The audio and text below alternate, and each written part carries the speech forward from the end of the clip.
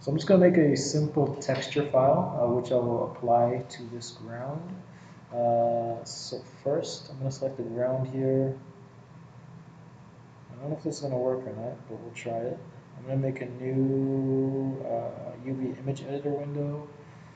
I wonder if I can have a different image in each window. I don't know that I can, but go to image, new image. Oh, maybe I can, which would be great. Okay, so I'm going to open another software program here. I'm going to open the 3D Coat. And one of the reasons I like 3D Coat, I can use it for all my texturing and all that kind of stuff. But one nice thing I can do is I can, let's see here. I can create styling textures really quickly, easy. You can also do this in Substance Designer, of course. Substance Designer is probably king for this. But let's go something small. Let's see if we can get away with it 512 by 512. Again, I want this to load online afterwards. What I'm going to do here is I can basically go in and I can paint just with color for now. Sandra Sprout. So let us take a bluish kind of hue, just fill this in with that color. Opacity, it's reading kind of dark.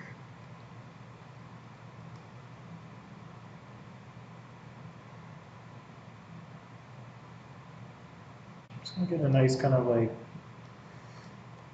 hand painted texture going on here. Can you bring up my color palette? Like so. I'm just going to change here from a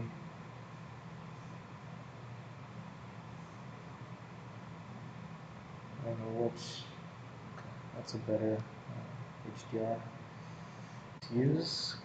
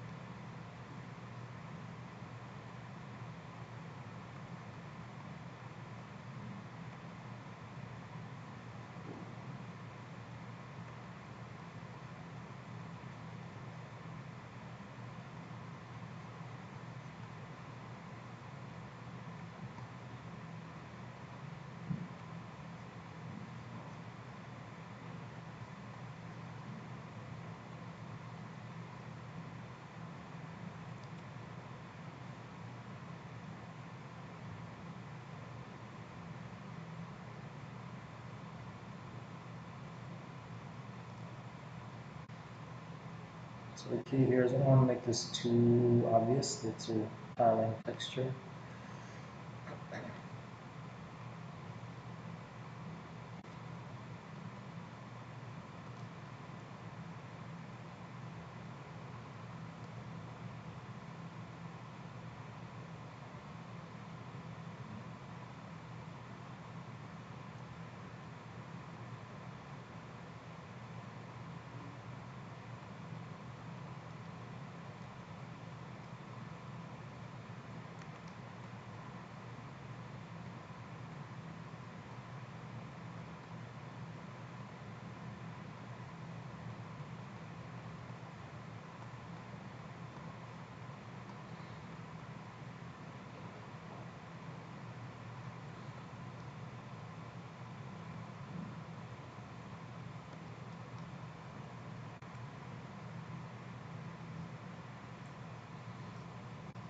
As I'm working on this here, one of my team members is kind of learning Unreal. So I'm going to ask her a few questions in case you're wondering who I'm talking to.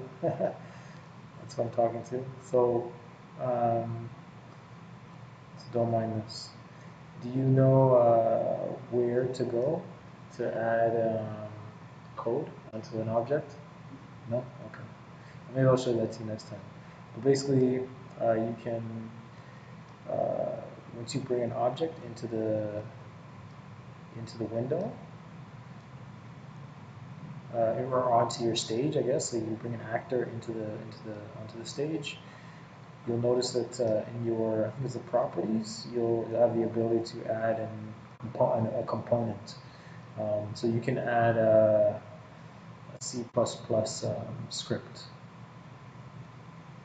onto it, and then with that you can basically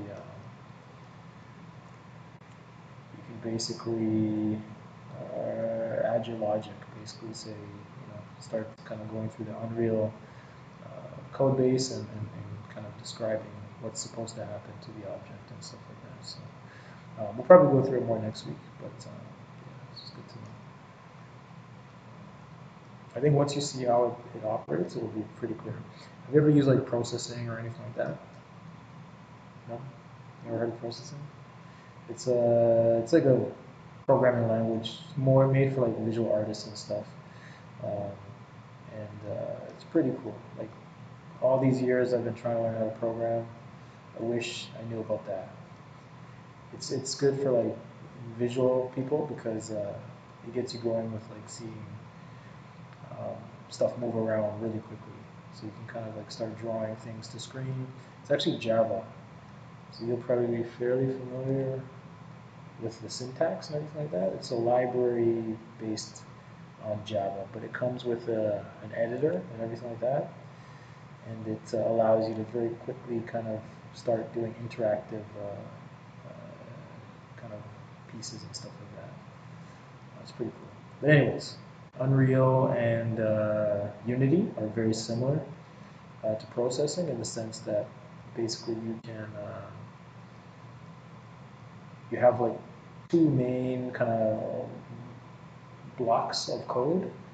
You can add more, but you have your update code and you have your setup code. They're called different things in the different programs, but basically you have your setup code. It's like once your game loads, or once your interactive kind of little experience loads, it's going to run all of that. So that's where you would instantiate all your variables and kind of set all your starting parameters. If you have a timer or something you want to set to a certain value, you do it there. And then you have your update code, where every frame it's going to do that. Every update it's going to basically do that. So when you want to redraw something onto the screen, or you want to calculate animations or movements or physics, you basically do it in there. So that's kind of how it works. So processing is great because it kind of has that same kind of structure. And then you find it's very familiar once you went to Unreal or Unity or whatever. You can find that similarity. It's a game thing.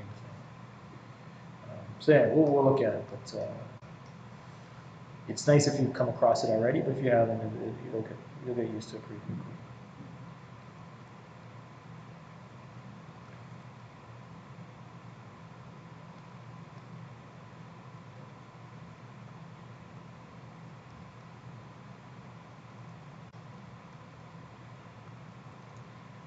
Okay. So guys, as I make this video, now I'm talking to people watching this video. I'll probably just kind of not be super formal with it. It's more like this is development kind of blog.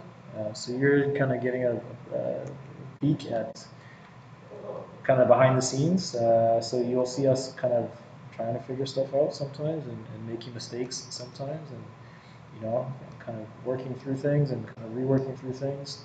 And I may not always talk about what I'm doing.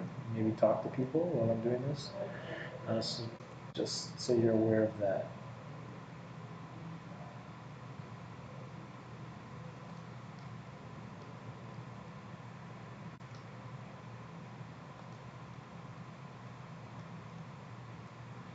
Okay. Alright, so we'll try this as a simple kind of like piling pattern. Let's see how this works. Actually, let's take this. Again, I don't want to make this too obvious. let's add some like kind of broken parts.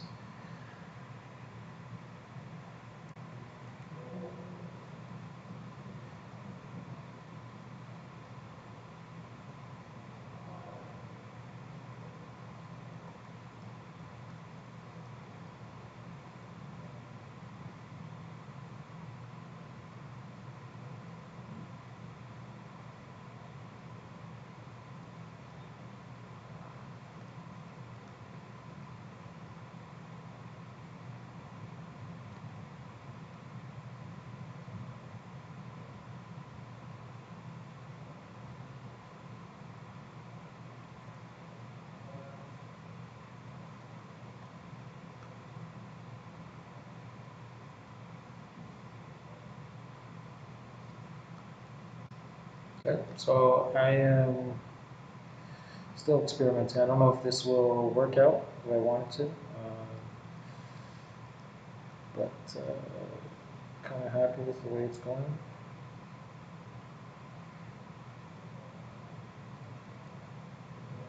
I want it to be not super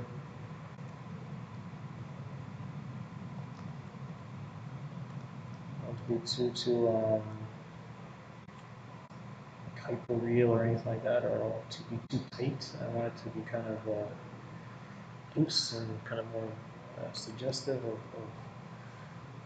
what I'm going for.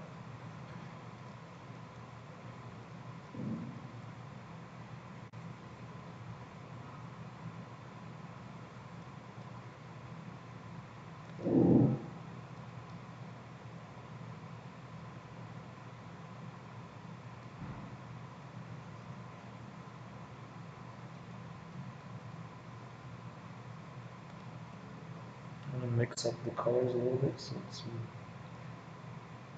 noticeable.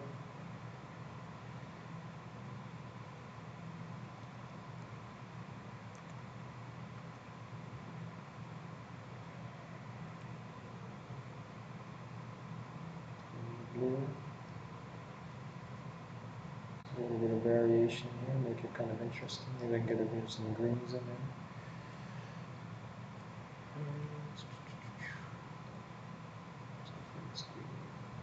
It's kind of nice.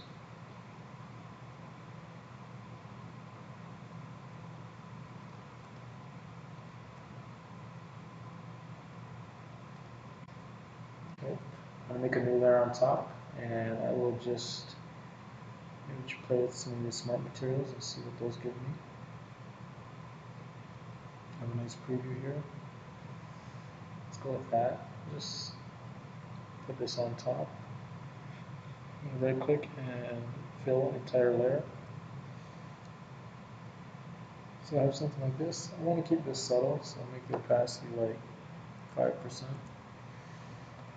Just have a little bit extra noise, and I'll change the blend mode to say overlay or something.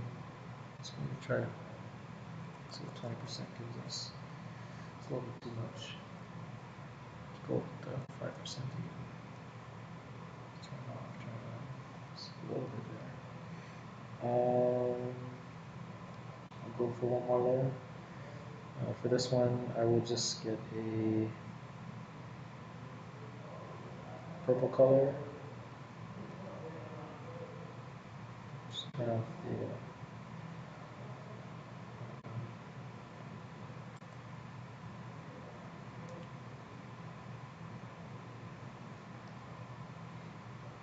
just going for something like bigger here, and then I'm just going to set this to say color. Just adjust again the opacity, maybe try 50%. So it's mostly one color, but I get a little bit of the other colors kind of coming through.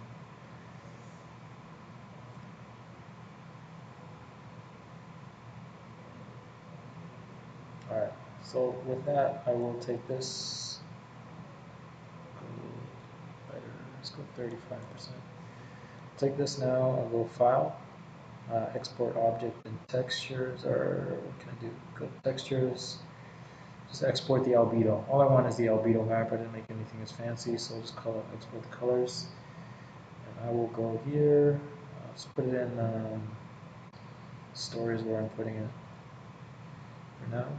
I'll say this is a PNG. I'll call this ground texture. Oops. Well, I'll call it desert. If I can spell desert ground texture tilable. Tilable. Save that. Now back into Blender, I will apply this texture to this ground and just see how that looks. So with the ground selected, I will go over here to my materials. Where it says color, I'll go here, image texture, and this won't work actually until I add a UV map to this. So I have to do that first. So with my geometry selected, I'll go into edit mode, press A to select everything. I'll press U to unwrap. And it's not ideal, but I should have unwrapped this before I started. So I could get a nice quad-based wrap. There's a plugin, I don't know if I have it installed, which will give me a square. I don't have it installed.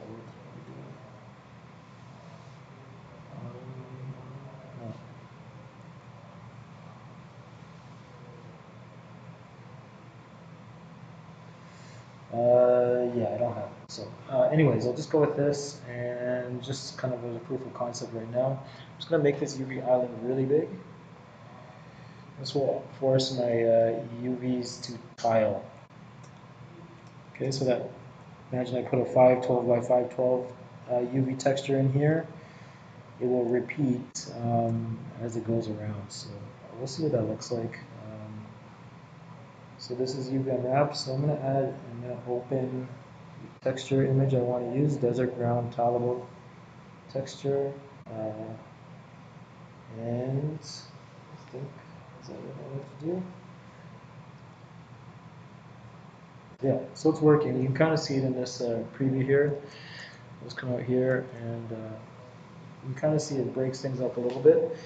Maybe a little too strange. It doesn't fully work together with the geometry that I have there. It's a little too harsh, but it's not too bad.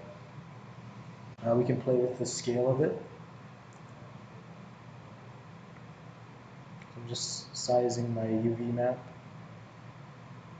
Maybe make those bigger. See if that helps at all. I think that helps actually a little bit.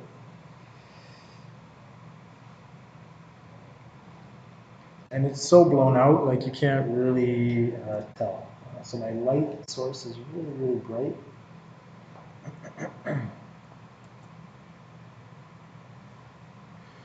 But it's kind of hard to tell.